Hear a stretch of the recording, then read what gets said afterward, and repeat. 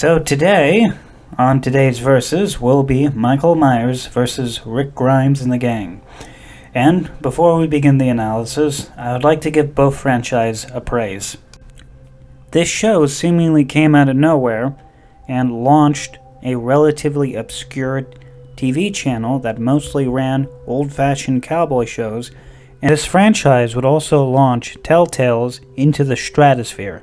And in a time and place where our media was dominated by superhero and big blockbuster science fiction, a show about relatively normal people based off of heavy dialogue stories was competing with them. And as for the Halloween franchise, has been credited to being one of the most influential films of all time, as it being credited to being the father of the subgenre, the slasher film. Now, the thing that I find the most surprising about the series is, unlike its predecessor, it is far more nuanced, as John Carpenter, a master of horror, made an evil with no explanation and no reason walk around murdering people and seemingly being unstoppable. Now, let's put these two franchises against each other. Michael Myers, the man of pure evil, versus Rick Grimes, the man who has trouble pronouncing Carl.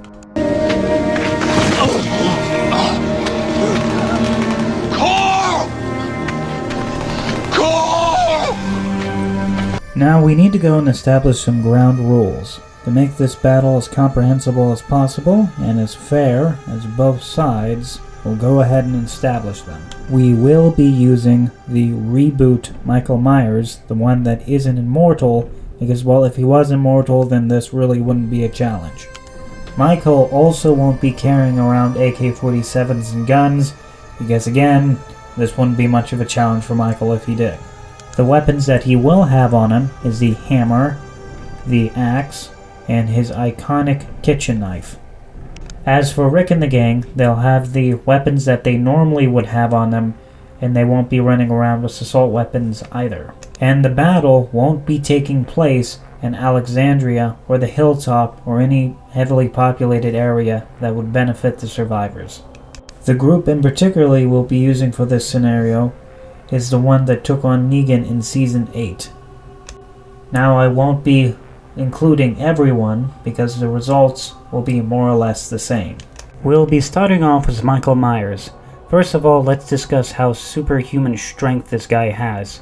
He's strong enough to go and impale somebody up against a wall and literally leave the guy hanging. All of this was just a common kitchen knife. And the guy also seems to be fairly intelligent. I mean, he also taught himself how to drive and intelligently invades the police. Now, the greatest thing that will be benefiting Michael Myers is that he's more like a ninja. He can just sneak up on anyone and he hardly ever makes a sound. And despite the man's age, he's able to take on entire groups of people. One of them being a group of firemen armed with axes and some sort of cutting chainsaw thing. I'm sorry, I'm too lazy to do the research on that equipment. Now, the thing that we need to discuss before we get into Rick and the gang is, as well, an honest confession about horror movies. You see, most protagonists are really freaking dumb. I mean, most of them are older teenagers or really obese Americans, and they hardly ever encountered somebody who is a worthy challenge or threat. Like, you would think in America, the most heavily armed country on earth, with 90 million legal gun owners, that they would encounter somebody who can prevent, I don't know, him from killing everybody in the room. And even when these people are armed, they're not carrying, well, the good weaponry on them. If we're lucky, it's some sort of double-barreled shotgun or just something that's just, in lack of better words, very ghetto.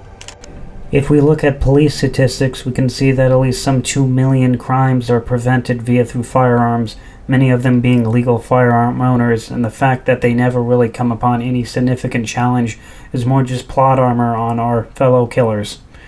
And if you are a horror movie fan like me, you would notice that a lot of these, let's say, survivors or people being hunted by the killer make the dumbest and most irrational decisions imaginable.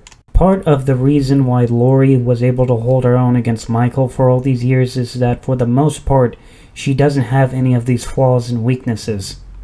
And if we look at Rick and the gang, they are very much like Lori, but on steroids, much younger, and have far more experience killing and working together as a group. Now, a lot of these guys are used to killing themselves.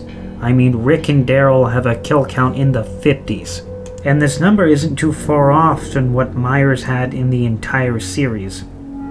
And some of these guys, such as Daryl, who took on Beta, who's very much like Myers in many ways by being very crafty and very agile.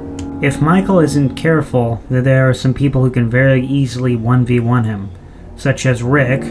Let's face it, that Colt Python to his head will do him in one shot. Colt Python, 357 Magnum. Life is good. And Michonne, who is very light, very agile, and very good at chopping things into little pieces. And at the end of the day, regardless of what kind of person you are, you need a head to live.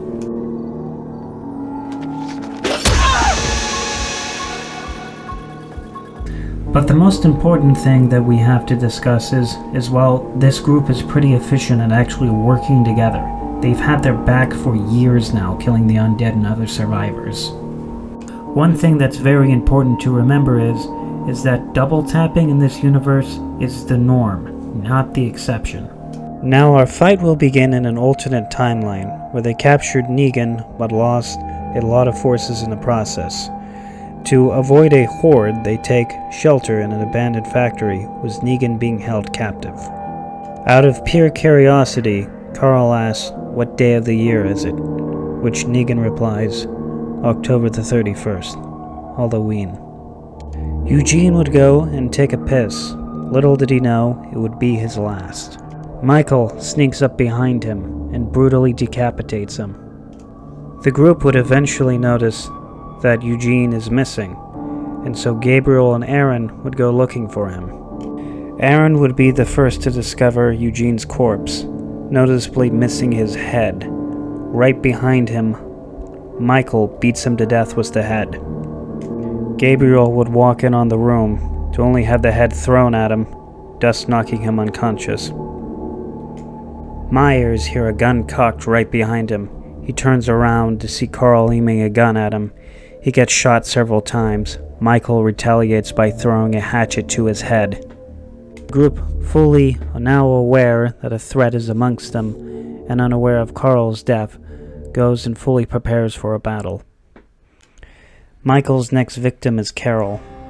Carol managed to get the jump on him and surprise him by being a wolf in sheep's clothing. Carol gives him a fight very reminiscent of Lori's, but Michael's strength begins to overpower her. But before Michael can strike the finishing blow, he hears another noise behind him. An arrow comes and pierces Michael's mask, just missing his eye socket. Daryl pulls out his knife and begins to engage with Myers. Jesus comes up and begins to back him up, and the two men begin to fight Myers. The two men begin to gain the upper hand, but Myers stabs Jesus in the heart, killing him instantly. Myers begins to strangle Daryl, but out of the blue, Michonne comes and cuts off his hand. Michonne begins to hack and slash at Myers. Myers, realizing he can die at any moment, pulls out his iconic knife and pins Michonne against the wall, brutally with the knife. Then suddenly, Morgan comes and impales Myers, just barely missing his heart. Myers, deciding he has enough, grabs a hammer and begins to brutalize Morgan. Rick discovers the remains of his son, and in a pure blinding rage, grabs his axe and comes and straightforward runs into Michael, thus giving Michael one of the best fights of his life. This just barely saving Morgan, but despite all of Rick's rage, Myers' unnatural strength begins to overcome him. And when all seem dire, we hear the metal clanging of a bat. And right behind Myers is Negan, with one of his best quotes ever. "And I fed him spaghetti." Michael, being severely battered and weakened at this point, just manages to hold off Negan, but neither man can finish the fight, both of the men very exhausted. Then, out of the blue, Negan hears a voice telling him to get down. It was Gabriel and Rick both pull out their guns and blast Michael. Rick, not wanting to take the chance of this thing coming back as a walker, deals the double tap to Michael before he can get back up. Well, this was a very interesting video to make, and I would like to say I think I did improve some of my skills from the previous video. The project was a little rushed, and I was rushed for time, but I promise to improve my quality of the video again. So if you could please bear with me and continue to like and subscribe, I look forward to making more videos and content in the future, so please like and subscribe.